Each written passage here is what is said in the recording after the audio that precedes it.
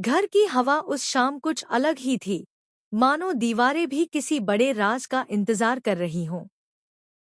इतने दिनों से जो चालें चली जा रही थी, जो साजिशें रची जा रही थी, वे अब धीरे धीरे ढहती नजर आ रही थी। रघुपति ने जितना सोचा था कि उसकी योजना निशाने पर बैठेगी, उतना ही बुरी तरह उसका तीर उल्टा पड़ चुका था।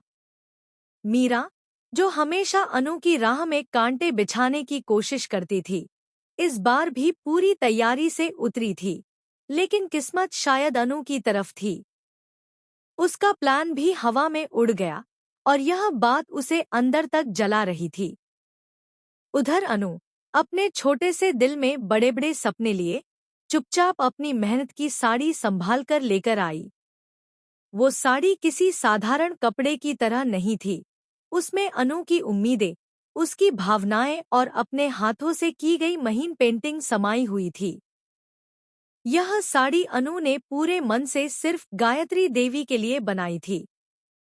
आर्य की मां होने के नाते गायत्री देवी हमेशा से एक गरिमामयी महिला रहीं, लेकिन अनु को देखते ही उनके दिल में जैसे कोई पुराने समय की धुन बज उठती थी, अजीब सी अपनापन भरी धुन। जब अनु ने वह साड़ी उन्हें भेंट की, तो गायत्री देवी की आंखों में जैसे चमक दौड़ गई। उन्होंने साड़ी को हाथ में पकड़कर देखा तो ऐसा लगा जैसे उंगलियों ने कपड़े के साथ साथ अनु के मन को भी छू लिया हो। बेटा, ये तुमने अपने हाथों से बनाई है? उनका स्वर हल्का कंपित था। अनु बस मुस्कुरा दी, थोड़ी घबराई, थोड़ी खुश और थोड़ी भावुक। उस मुस्कान में इतनी सच्चाई थी कि गायत्री देवी के मन में वर्षों पुराना कोई खालीपन एक पल में भर गया। उधर हर्ष भी यह सब देखकर बेहद खुश था। उसने शायद ही कभी किसी को इतनी लगन से उसकी मां के लिए कुछ करते देखा था। वह दिल से अनु की तारीफ किए बिना रह नहीं पाया।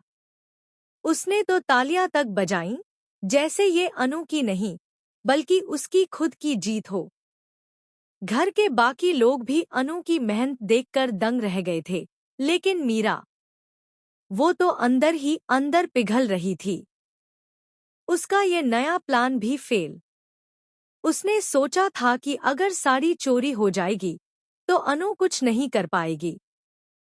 लेकिन अनु ने न सिर्फ फिर से मेहनत की बल्कि पहले से भी अच्छा काम कर डाला। मीरा को यकीन ही नहीं हो रहा था कि उसकी सारी कोशिशों के बावजूद आखिर जीत अनु की ही क्यों होती है। सीरियल तुम से तुम तक में यह नया मोड़ दर्शकों के लिए किसी झटके सा